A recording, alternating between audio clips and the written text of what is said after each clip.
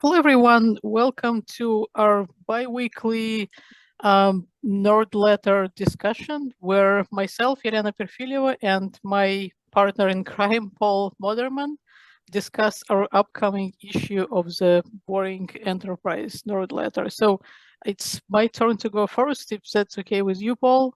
I will allow it. Awesome, sweet, thank you. And so let me start sharing my screen.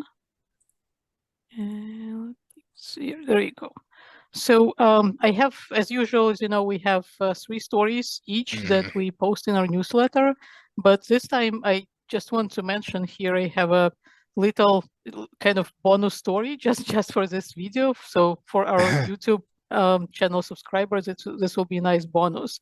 So there was an interesting post here that Microsoft is pulling back from metaverse vision, and it's basically just dialing down like a lot on the whole like virtual reality, Right. HoloLens, all of that. So I'm having a bit of kind of Schadenfreude here to the point because we have written about this, and I think in quite a humorous and sarcastic way. And now really what I think everyone probably seen coming, except for maybe some Microsoft, is just realizing. Honestly, it was just really such a weird technology that I think companies just keep pushing, but I don't know if humanity is not ready yet, or if it's really more suitable for entertainment space than for anything Yeah. serious. So really, to surprise of no one, all these virtual Man, realities. and honestly, it just feels like the thing that's like wait, am I muted? No. Okay. No, I can hear Uh you. uh it feels like the thing where like if it worked and worked well, Hmm. I feel like I would love it. Yeah.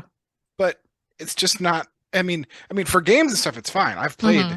I've played some augmented reality games and some virtual reality games, and those are fun because you kind of expect to be in like a certain walled off fun scenario Hmm. where you can like throw bricks at glass or whatever. It doesn't matter. Hmm. But like if you're bumping up against the real world and trying to do a job, you have a level of need that you have Hmm. that isn't met by like the game level of Yeah.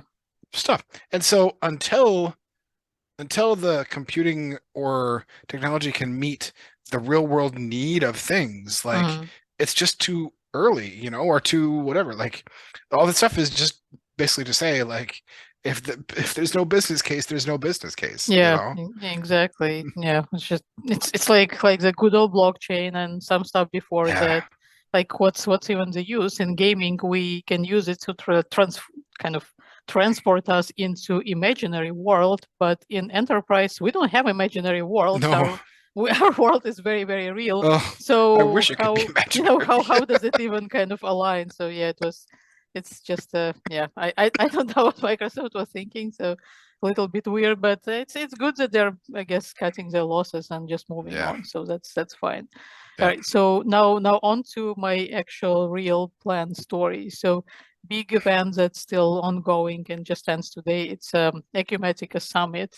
We have written about Acumatica before. It's a cloud ERP system. Very very interesting subject for me as an SAP professional, because SAP, Yeah.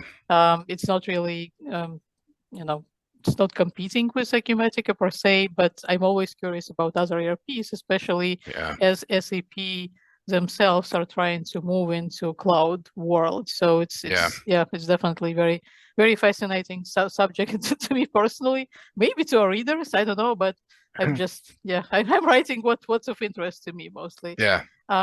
So I will write about some of the happenings at this event. And one interesting news that I saw Diginomic and John Reed already shared, it's they updated their, it's like a customer bill of rights or something like that. I saw that. Yeah, Yeah. and one of the major updates was they basically declaring that their customers have right to free and open learning, and I thought it was just awesome. And Yeah. it's what we have been struggling a lot with SAP, and Yeah. every time it's like, yeah, we acknowledge that there have been improvements, but even with those, it's it's like I feel SAP is always kind of catching up and running behind pretty much everyone else in enterprise space, like Microsoft, IBM, Amazon.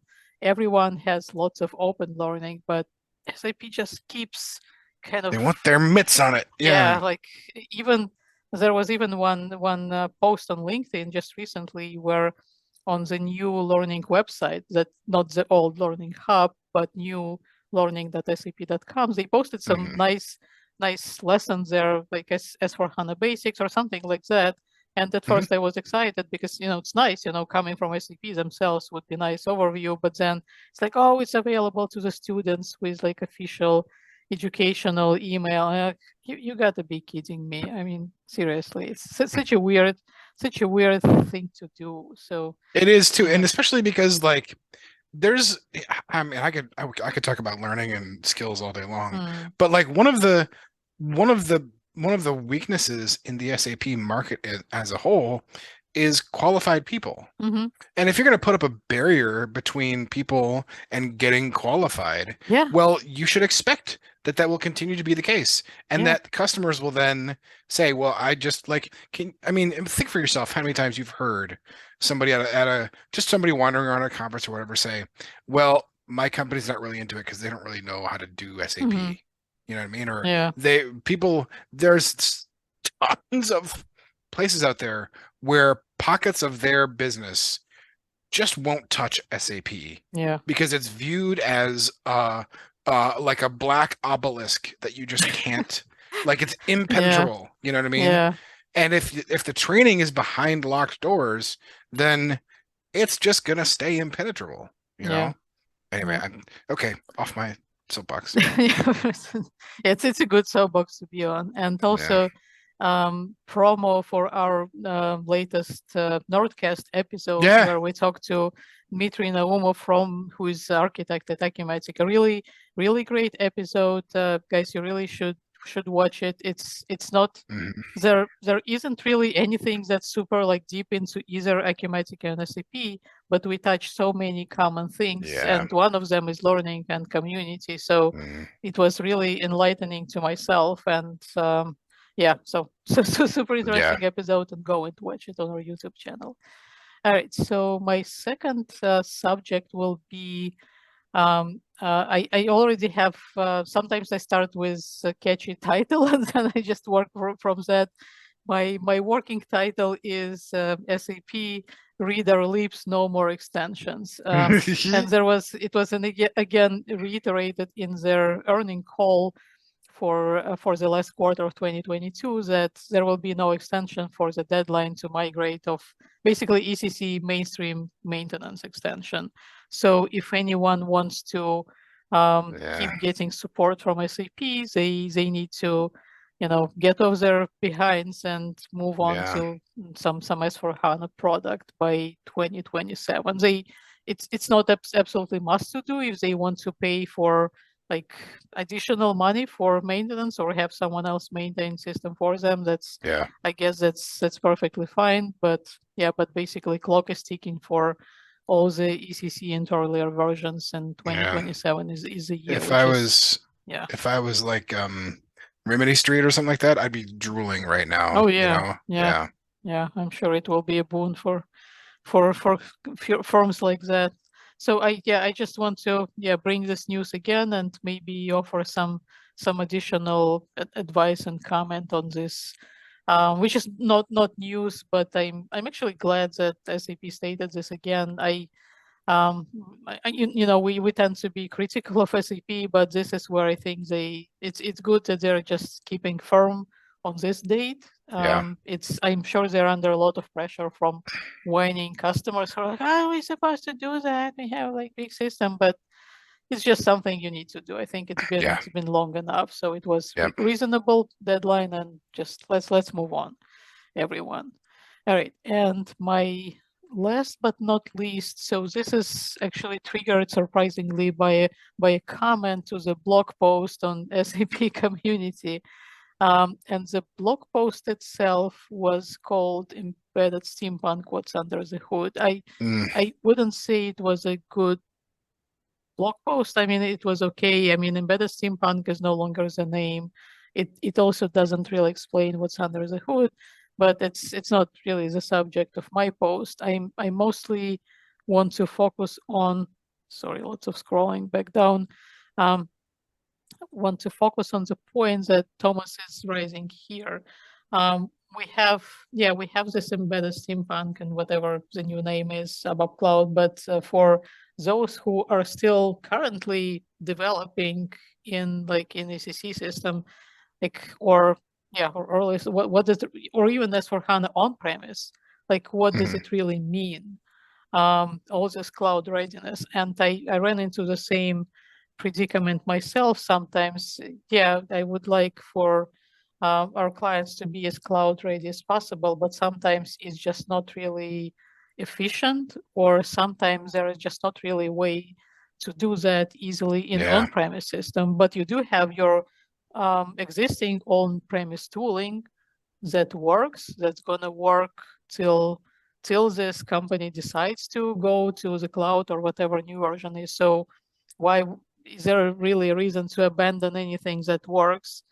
And how can we be maybe better, or how can we even use all this that is becoming available for our cloud in on-premise world? I feel that SAP is not very clear on that. There is definitely not enough guidance for on-premise developers. So yeah, I mean, it just should, from my perspective, there should be probably just more straight up guides and content and whatever that just is like, here's how you do extensions, here's how you do, and here is a scenario where you would actually do it, and pluck that from a customer. Because as S4 gets closer and closer, and as more and more people are on the other side of the hill and whatever, they're just going to be used to the old way and wondering about the new way, air quotes, new way.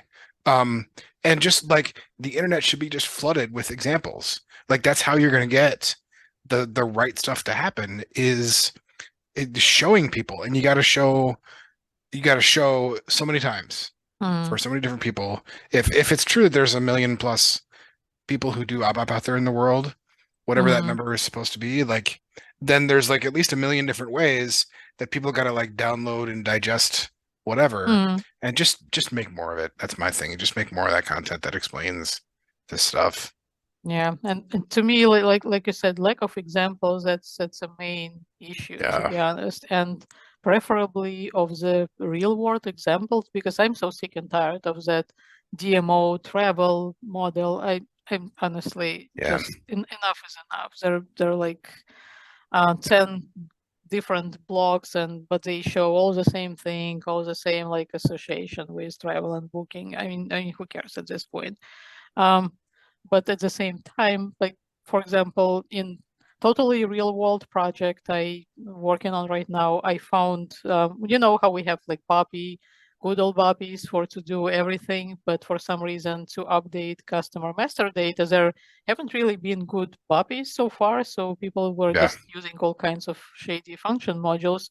But I was hoping, SAP should provide something, and they do. There is some kind of class which works with new business partner in S/4HANA, and it's great, but this class is just mentioned in passing in some notes, oh, here is a class, but I mean, there isn't a single example from SAP. How do I use it? Documentation for it is just ridiculous. I'm looking at it, and I have so many years of ABAP experience, and I'm just scratching my head. How do you call this? Because it's just parameters just so convoluted. What does it expect from me exactly? And I found one post on SAP community as usual to the rescue, but overall it's not how it should be. Why should we wait for kindness of strangers to share with us that they spend time and stumbled upon, instead of SAP just giving us information? Why should some poor chump have to waste a week of their life spelunking for how the heck does this work, right? So that's so these are my 3 plus subjects, and over to you, Paul. Oh, yes, over to me. And this is the part where I share my screen and I do this. Let's see, sure. Okay. First off, talking about Microsoft really starting to incorporate GPT Open API or OpenAI into all of their stuff, every layer of the stack. And of course, that's interesting in two ways. One way is just generally, obviously, like it's interesting that this technology is going to be like just sewn into Microsoft, into Azure, into all the things, right? That's just cool by itself, of course. And we've seen all kinds of announcements of various things that are powered by it. The other thing is that like one of my favorite sources for various enterprise stuff, Bob Evans at the used to be called Cloud Wars, maybe it's still called Cloud Wars, I can't remember. Acceleration Economy, I think is called now. He's great. I love reading all of his stuff about this stuff. When this came out, since it's Nadella said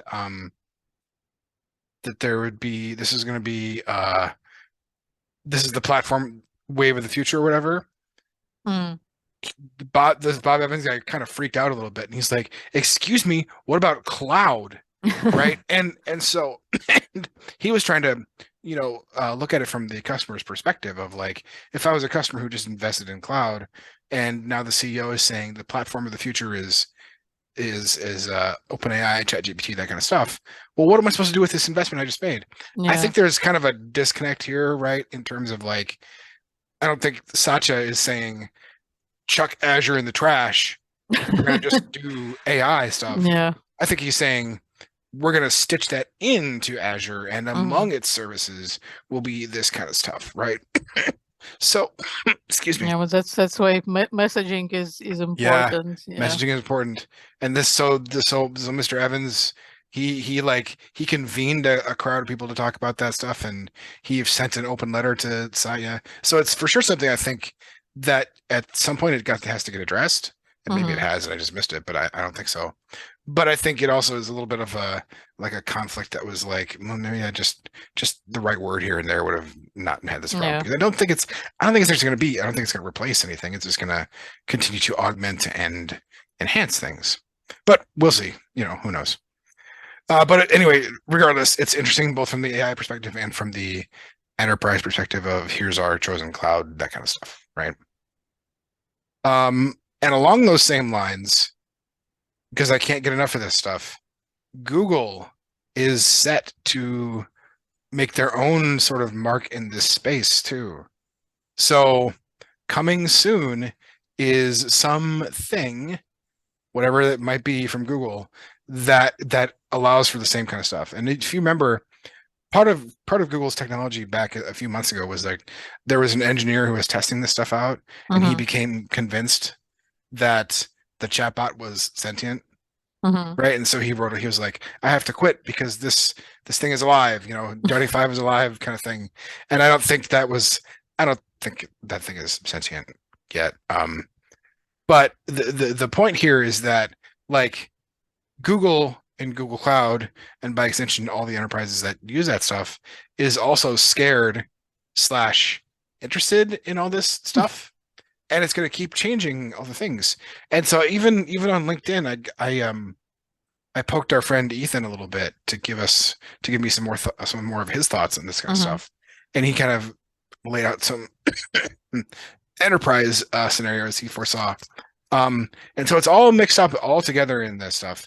And so for this one, definitely looking at the Google perspective, because as you remember too, I don't remember, but I say that because I just pay attention to it so much.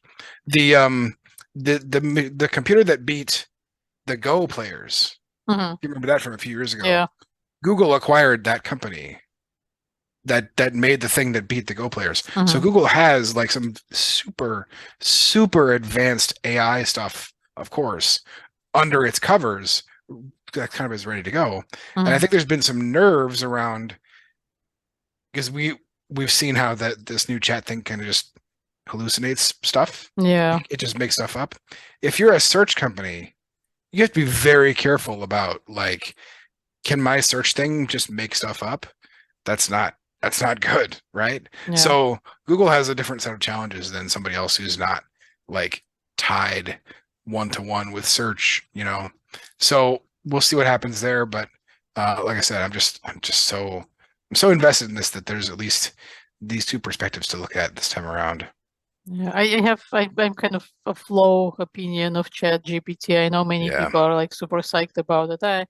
I'm just keeping it real. Like one thing I've noticed, which I know I found kind of irritating myself, but also could be actually dangerous because the level with confidence with which it's just spewing just total bull hockey. It's just you ask it a question and it responds like if it was a real person responding, I imagine like typical sales guy just completely oblivious to that they're saying some nonsense, but very comes across super confident. And I looked at the response like if I didn't know the real answer to that, I would have been so misled right now and so potentially confused, or even would have maybe, and it's a problem with that when someone gets this bad knowledge, they're going to go around and they're going to spread it even more. So it's almost like a virus sometimes. Like I think about all those urban legends and all those things that people just talk about, but are actually not true and have been just even disproven, but still it spreads. So I'm just very honestly just concerned about where this is going. And I hope that, It's interesting you say that too, because actually just this past week, OpenAI released a tool that's supposed to let you check to see if something was generated by the ChatGPT. But the problem is that like I was looking at some of the numbers and I forget some of the numbers, but if you look at the numbers of how it claims how well it does in detecting that stuff, it's not very good. So like you can't really rest assured that there's an AI out there that can detect whether something was created by an AI or not. And I mean like that's a common tool in AI creation, right? Is to use a thing that can detect a generated thing as part of your pipeline to train a new thing. Like it's like the ratcheting up never ends, right? So that's not going to do you much good for very long. So I'm super pumped to see what happens out here, because like I would in this state right now, I would never in a million years use ChatGPT for search, but it has been helpful for me in programming stuff. Like I have posed it questions, or the other day I had I needed to make a big giant switch statement in my code for like kind of a weird corner case of stuff I was doing. And I found in the documentation of this particular thing, I found a table that did what I needed to, but it wasn't formatted as a switch statement. So I just put the table into a ChatGPT thing and I said, I want this to be a switch statement in C# for blah blah blah blah blah blah. And it just and it vomited out the right answer. And I just copied that code, because otherwise I would have like to hand type like 60 different case statements. And for that kind of stuff, it's brilliant and perfect. And so not perfect, but it's brilliant.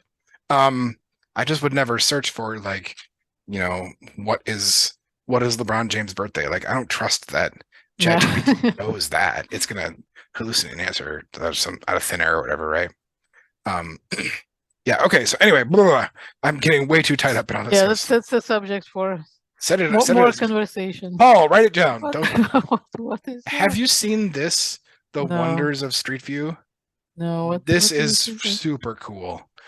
All this is you just click random here, and it'll take you to a thing that's literally in Street View somewhere in the world.